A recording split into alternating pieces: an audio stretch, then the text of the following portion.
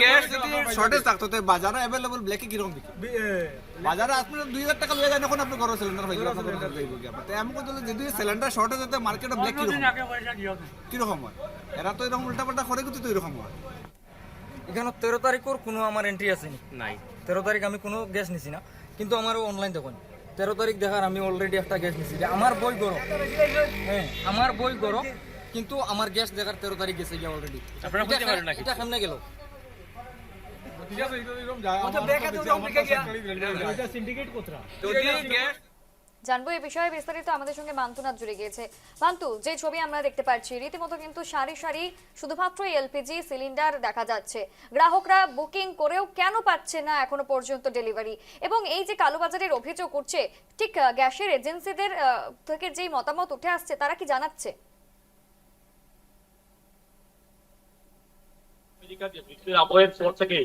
ওরা খুবই টোকায় এই রন্ধন গ্যাসের নামে একটা কালোবাজারি সৃষ্টি হচ্ছে, মিথ্যা গুজব ছড়ানো হচ্ছে যে রন্ধন গ্যাস আসছে না বা রন্ধন গ্যাস পাওয়া যাচ্ছে না। কিন্তু আমরা দেখেছি সরকার বা জেলা প্রশাসনের তরফ থেকে বারবার জানানো হচ্ছে যে রন্ধন গ্যাস অ্যাভেলেবল আছে, রন্ধন গ্যাসের কিন্তু কোনো অভাব নেই। কিন্তু এই সুযোগকে কাজে লাগিয়ে এই যে রন্ধন গ্যাস এজেন্সি গুলা কালোবাজারি চলছে এবং এর জন্য মাত্রাতিরিক্ত অভিযোগ উঠে আসছে কাটিগোলার এই সালাইনের ইন্ডিয়ানি গ্যাস এজেন্সির বিরুদ্ধে, যেখানে অভিযোগ উঠছে যে গ্রাহকরা যখন অনলাইনে অ্যাপ্লাই করে তখন তাদের কাছে যে ওটিপি আসে সেই ওটিপিটি নাম্বারটা কিন্তু এজেন্সি থেকে নিয়ে যাওয়া হয় এবং তারপর এই সিলিন্ডার কিন্তু বাজারে অন্য মানুষের কাছে 2 থেকে 3 হাজার টাকার দামে বিক্রি করা হয়। বিপরীত দিকে সকাল থেকে খালি সিলিন্ডার নিয়ে লাইনে দাঁড়িয়েও কিন্তু যারা সঠিক গ্রাহক যারা ওটিপি এসেছে তারা লাইনে দাঁড়িয়েও কিন্তু সিলিন্ডার পাচ্ছেন না, বরঞ্চ বাজারে কালোবাজারি ভাবে 2000-3000 টাকা মূল্যে সিলিন্ডার বিক্রি হয়েছে এমন অভিযোগ তুলেছেন এখানের গ্রাহকেরা। এবং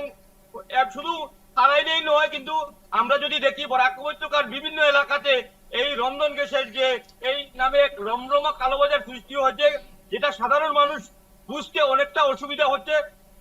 কিন্তু যত সময় গড়াচ্ছে কিন্তু মানুষের কাছে কিন্তু এই যে রন্ধন গ্যাসের নামে যে কালোবাজারি চলছে তার ছবি প্রকাশ্যে আসছে। কেননা মানুষ দেখছেন লাইনে দাঁড়িয়ে যে এজেন্সি থেকে লাইনে দাঁড়িয়ে একটা সিলিন্ডার পাচ্ছেন না, কিন্তু সেখানে গাড়ি সিলিন্ডার আসছে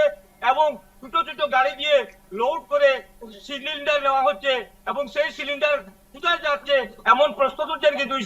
গ্রাহকেরা। একদমই, অসংখ্য ধন্যবাদ। আমাদের সঙ্গে মান্তুনাথ জুড়ে গিয়েছিল এবং